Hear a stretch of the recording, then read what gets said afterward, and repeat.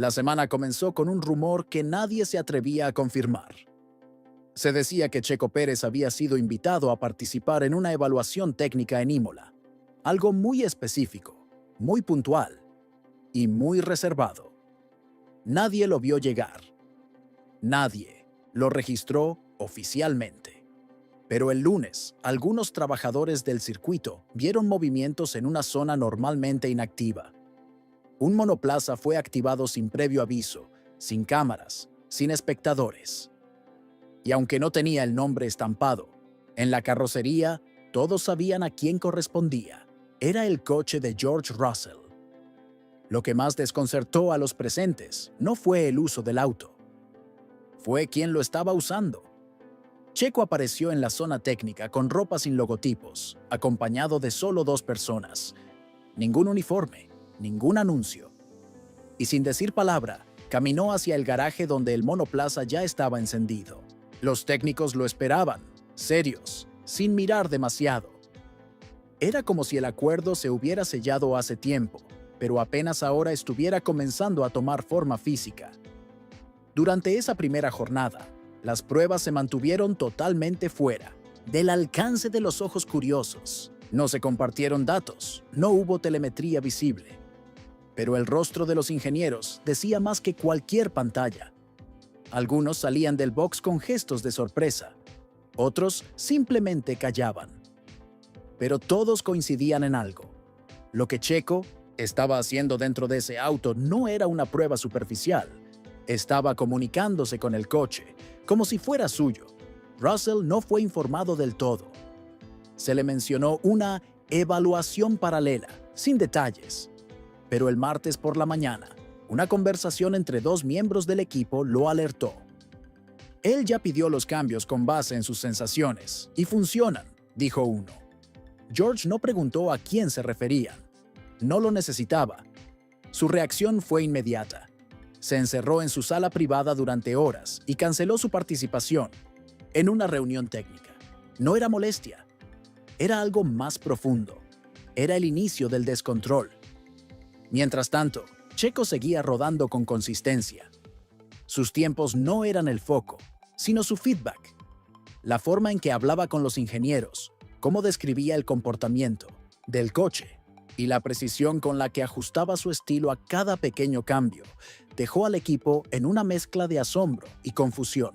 Uno de ellos dijo en voz baja: "Hace parecer fácil algo que llevamos meses tratando de entender". Y en esa frase se revelaba todo. El martes por la tarde ya no era secreto.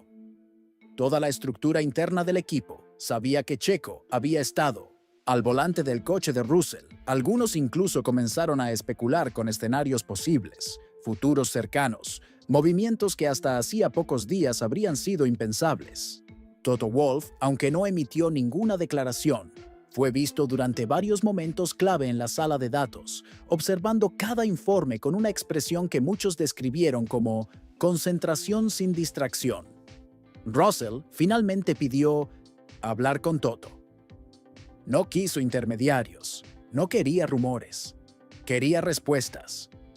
Y según alguien muy cercano, entró a la oficina con el ceño fruncido y los puños cerrados. ¿Por qué él? ¿Por qué con mi coche?, habría preguntado. Directo, sin filtros.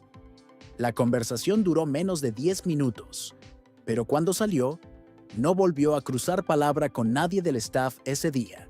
Se marchó sin despedirse, visiblemente tenso. Checo, en cambio, cerró la jornada con una reunión informal en el área de análisis. No pidió nada, no exigió, solo compartió sus impresiones de manera clara, sencilla, pero con una profundidad que sorprendió incluso a los que llevan años trabajando en el equipo. Lo que describe, no lo he oído desde hace mucho, confesó un ingeniero. Y esa frase, replicada en voz baja por otros, comenzó a abrir una grieta invisible en la confianza interna. El miércoles por la mañana, Checo no apareció a primera hora, pero su nombre estaba en todos lados. En los sistemas, en las conversaciones, en las comparaciones técnicas. Algunos comenzaron a hablar de él en presente, no en condicional. Si Checo sigue, se volvió cuando Checo esté. Y ese cambio sutil, sin que nadie lo propusiera, reflejaba lo que ya era inevitable. Su presencia había alterado la estructura interna del equipo y lo había hecho sin firmar nada. Y mientras el paddock seguía girando en aparente normalidad, quienes realmente sostienen el equipo sabían la verdad. El auto que hasta hace poco representaba el futuro de un piloto, ahora parecía responder mejor a alguien que, sin pedirlo, había demostrado entenderlo mejor. Y en un lugar donde todo se mide en silencios, ese era el ruido más fuerte que podía escucharse. El miércoles avanzó sin anuncios, pero con movimientos que decían mucho más. En la sala de estrategia, algunos miembros clave del equipo comenzaron a reorganizar documentos internos. No estaban preparando comunicados ni planes de contingencia. Estaban ajustando escenarios. En uno de ellos, el nombre de Checo ya no figuraba como posible opción. Figuraba como referencia externa activa. En el lenguaje de los que toman decisiones, esa frase significa una cosa: ya está dentro, aunque no oficialmente. Russell llegó más tarde de lo habitual. Entró sin saludar, sin detenerse. Fue directo a su zona. Se encerró. Nadie se atrevió a tocar la puerta. Los que lo conocían sabían leer los gestos. El problema no era Checo. El problema era que sentía que el equipo que antes giraba a su alrededor ahora escuchaba más a alguien que ni siquiera vestía los mismos colores. Y eso, para alguien joven, brillante y acostumbrado a tener el foco, era insoportable. Mientras tanto, Checo apareció con la misma calma de siempre. Entró saludando, preguntando por el equipo. Técnico, e incluso bromeando con uno de los ingenieros más veteranos. Esa cercanía, esa forma suya de entrar sin exigir, pero imponiendo respeto, fue lo que más descolocó a todos. Porque no estaba compitiendo con nadie, estaba simplemente encajando. Y lo hacía con una naturalidad tan inesperada que terminó generando más lealtades de las que muchos habrían previsto. Un asistente de telemetría se acercó en privado a uno de los jefes de área y dijo: «Mira esto». En su tablet había una curva de rendimiento comparada entre dos sesiones recientes, una con Russell, otra con Checo. El trazo era más limpio, el comportamiento más estable. No eran diferencias aplastantes, pero sí constantes. Y en este nivel, la constancia silenciosa vale más que un momento brillante. El jefe de área solo asintió. No preguntó, porque ya no necesitaba más confirmaciones. Toto Wolff se mantuvo en reuniones todo el día.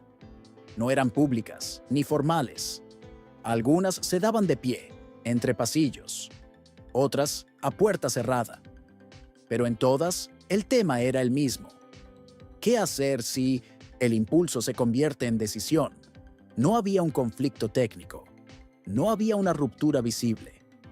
Pero sí una creciente percepción de que si el equipo realmente quiere recuperar cohesión, quizás la respuesta no esté en el cambio de piezas, sino en el cambio de figura central. Checo no pidió pruebas extra, pero le ofrecieron una más. Un último stint, corto, técnico, centrado en sensaciones. Lo aceptó con respeto, no con entusiasmo. Entró al monoplaza como si fuera rutina, pero los que lo observaron notaron algo distinto en él. Esa mezcla de concentración y calma de quien ya no está probando, sino reafirmando. Cuando salió del garaje, el sonido del motor no fue más fuerte, pero todo el mundo se volvió a mirarlo. Durante esa sesión, los mensajes por radio fueron mínimos, pero hubo uno que quedó marcado. Así se siente mucho más natural. Lo dijo sin alarde.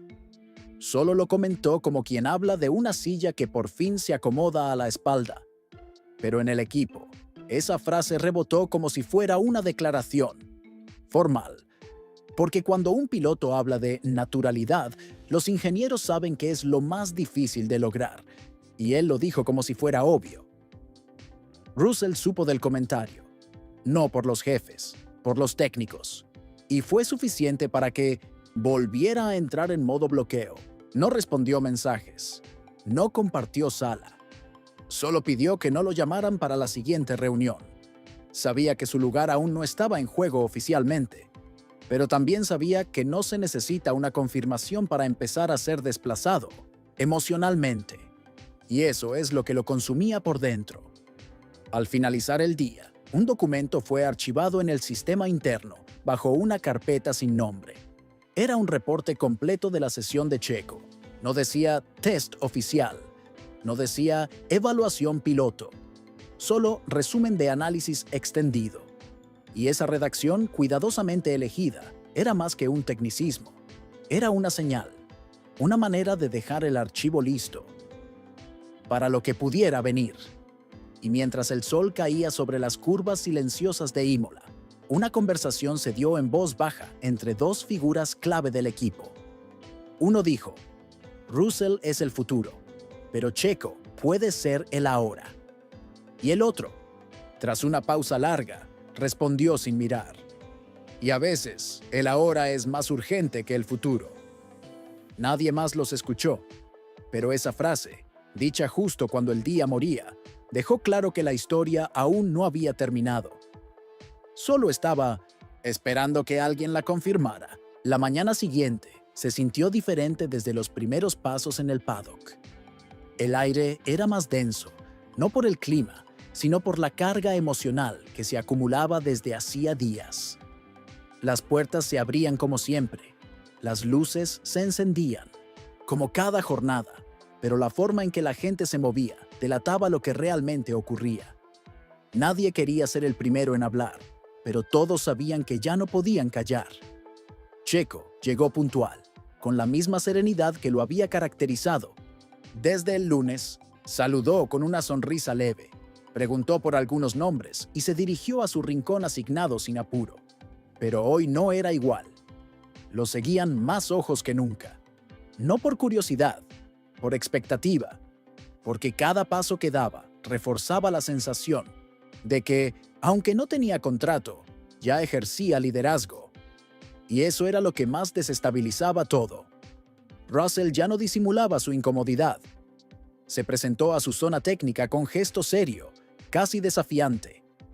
Ignoró a dos de los ingenieros que colaboraron en los tests con Checo y pidió hablar a solas con uno de los coordinadores. La conversación duró apenas 5 minutos, pero fue suficiente para que la tensión se notara en la sala. Salió con el rostro tenso, la mandíbula apretada. Se cruzó con Checo de frente, por primera vez desde que todo esto había comenzado. El love test en el cruce fue seco. Una mirada sostenida, un saludo de compromiso, y nada más. Pero quienes lo presenciaron supieron que, en ese instante, algo se quebró. Porque hasta ese momento, Russell había intentado guardar la compostura, pero al ver a Checo moverse con tanta naturalidad en lo que siempre había sido su espacio, ya no pudo contener la presión. Su gesto cambió, y con él, la atmósfera. Minutos después, en el centro de análisis, uno de los asistentes filtró un dato que no tardó en volverse conversación clave. Los ajustes que Checo había sugerido se habían aplicado y funcionaban mejor, sin necesidad de repetir vueltas, sin buscar tiempos. El coche respondía con más estabilidad, con menos esfuerzo. Y lo más inquietante, esas soluciones no se habían pensado desde dentro, habían venido de fuera, de alguien que aún ni siquiera tenía la credencial en su nombre. Toto, informado de todo, mantuvo el perfil bajo, pero internamente ya no estaba analizando si debía tomar una decisión. Estaba estudiando el impacto de tomarla, porque sabía que moverse en esa dirección significaba romper una estructura, pero también sabía que no hacer nada podría ser peor. Porque cada minuto que Checo permanecía en el entorno, más sólido se volvía su lugar. Y cada segundo que Russell se resistía, más frágil parecía su posición. La tensión explotó sin gritos. No hizo falta. En una reunión de seguimiento, Russell pidió hablar. Miró a Toto sin rodeos y preguntó, ¿cuál es el plan real? Nadie respondió. El silencio fue brutal. No por falta de respuestas, sino porque nadie quería ser quien lo dijera. Finalmente, Toto habló, con voz firme pero medida. Aquí, nadie ha perdido su sitio, pero estamos escuchando al equipo. A todos. Fue una frase ambigua, pero suficiente para que todos entendieran. El cambio no se había hecho, pero ya estaba en marcha. Checo, al salir del área técnica, fue abordado por uno de los ingenieros que normalmente trabaja con Russell. No fue una conversación extensa. Solo le dijo, no sé si te quedes, pero lo que has hecho en 3 días no lo logra cualquiera. Gracias. Checo asintió, sin responder más, porque entendía perfectamente lo que significaba. Ya había tocado algo dentro del equipo que no se podía deshacer. Esa tarde, algunos medios comenzaron a especular con titulares vagos. Ambiente tenso en Imola. Presencia inesperada de Checo Pérez levanta sospechas. Ninguno decía nada concreto, pero todos sabían que lo más fuerte aún no se había contado. Porque lo que se estaba viviendo no era filtrable con datos. Era una guerra silenciosa de energía, presencia y confianza. Y cuando el sol comenzó a desaparecer por detrás de las colinas, los últimos en salir del garaje se quedaron mirando el coche. El mismo coche que antes representaba a Russell. El mismo que ahora, sin que nadie lo admitiera, empezaba a responder a la forma en que lo entendía Checo Pérez. Y en ese silencio, sin luces ni discursos, una sola pregunta se repetía en la mente de todos. ¿Cuánto tiempo más puede sostenerse esto sin que alguien diga lo que ya todos sienten? La jornada siguiente amaneció en un silencio mucho más incómodo que los anteriores. Ya nadie fingía que el ambiente era normal. Algunos técnicos caminaban rápido, sin detenerse a saludar. Otros evitaban hacer contacto visual. El cruce entre Checo y Russell la tarde anterior había dejado una huella invisible, una línea en el suelo que, aunque nadie trazó físicamente, todos sabían que estaba ahí. Y lo más incómodo era que nadie quería estar parado en medio. Checo se presentó como cada día, puntual, directo, tranquilo. Pero esta vez su mirada decía algo más. Había cierta firmeza en su forma de observarlo todo. Ya no era el piloto, invitado.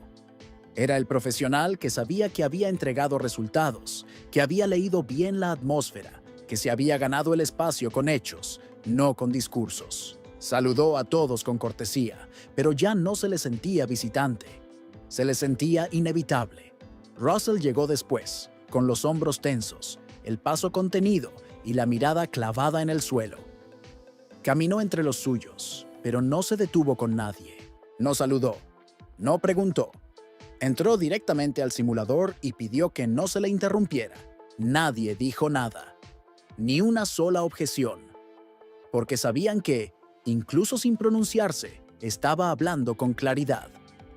No iba a quedarse de brazos cruzados viendo cómo lo reemplazaban emocionalmente antes de que lo hicieran oficialmente. En una sala privada, 3 figuras clave de la estructura técnica mantenían una discusión que no tenía aún resolución. No hablaban de contratos ni de presupuestos, hablaban de confianza, de sensaciones, de liderazgo emocional. Uno de ellos fue claro: Russell es rápido. Pero con Checo todo se tranquilizó. Incluso los que estaban por dejar el equipo están reconsiderando. Esa frase cayó como piedra en el centro de la conversación, porque ya no hablaban de talento, hablaban de equilibrio. Toto Wolff sabía que estaba en el borde de algo. Desde hacía 2 días, no tomaba llamadas de fuera, solo escuchaba a los suyos, leía reportes, caminaba a los pasillos, miraba las pantallas, pero también las caras. Y en cada rostro encontraba lo mismo: respeto por Checo, tensión con Russell. Pero sobre todo, una pregunta que nadie se atrevía a hacerle: ¿vas a tomar una decisión o vas a dejar que se rompa algo por no hacerlo? Checo fue llamado a una charla más, breve, directa, sin adornos. Uno de los líderes le preguntó: Si esto cambia de rumbo, ¿estás listo para asumirlo? Ya, ¿no después? Checo no tardó en responder. No necesitaba tiempo, solo dijo: yo no vine a esperar. Si se da, sabré hacerlo. Esa frase fue reportada tal cual al centro de estrategia. Y desde ese momento, se convirtió en el núcleo de todas las discusiones. Porque por fin, alguien había dicho lo que el equipo no se atrevía a enfrentar. Russell salió del simulador, sin haber dicho palabra durante horas. Pero su gesto fue diferente, más duro, más determinado. Ya no parecía confundido, parecía dispuesto a pelear, no con Checo, con el equipo. Y eso preocupó a algunos, porque cuando un piloto deja de buscar respaldo y comienza a cerrarse, lo siguiente es un choque inevitable. Y en un entorno frágil, cualquier chispa puede prender una tormenta. Mientras tanto, en la cafetería, algunos técnicos comenzaron a comentar abiertamente lo que ya se decía por debajo. Lo van a tener que elegir. Esto no se sostiene mucho más, y aunque nadie afirmaba nada con certeza, todos lo sentían. El tiempo se agotaba. El reloj emocional del equipo ya estaba marcando los últimos segundos de equilibrio. Y si no se decía algo, el quiebre llegaría solo. Checo no pidió reuniones, no pidió respuestas. Se limitó a terminar su día con la misma compostura que lo trajo hasta allí. Caminó por última vez hacia el garaje, se detuvo frente al coche. Lo miró en silencio. No sonrió. No mostró emoción. Solo observó. Como quien sabe que, si vuelve a tocar ese volante, ya no será como invitado. Será porque el equipo entero entendió que hay veces en que no se ficha a alguien por números, sino porque el alma del grupo así lo exige. Y cuando cayó la tarde y los últimos técnicos comenzaron a cerrar las puertas, la única conversación pendiente era la que aún no se había tenido. La más difícil, la más inevitable. Nadie la había dicho en voz alta, pero todos la tenían guardada. ¿Quién es el piloto que realmente necesitamos ahora? Y la respuesta aún flotaba en el aire, esperando ser pronunciada por quien tuviera el valor de hacerlo primero.